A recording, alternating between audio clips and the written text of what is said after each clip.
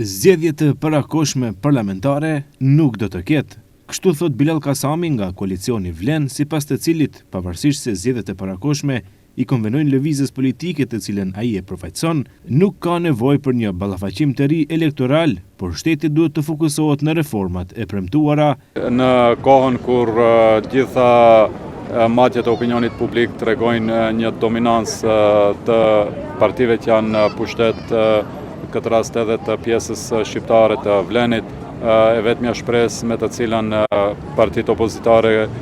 përgjithësi veçanërisht ato shqiptare, mbajnë votuesit e tyre janë zgjedhjet e parakohshme. Ne kemi thënë, po të ishte interesi partijak, këtë rast i Vlenit, sigurisht që ne do të kishim dashur që nesër të ketë zgjedhje, por nuk flasim këtu për interes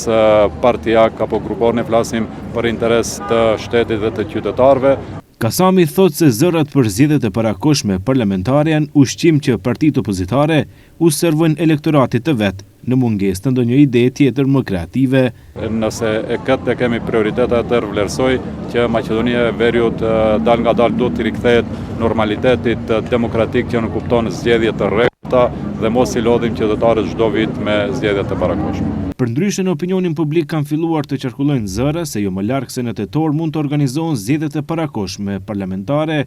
Kjo hipotezë ushqehet nga ngërçi i vazhdueshëm politik rreth ndryshimeve kushtetuese, si dhe nga një realitet financiar që duket se po i teston kufit e durimit institucional,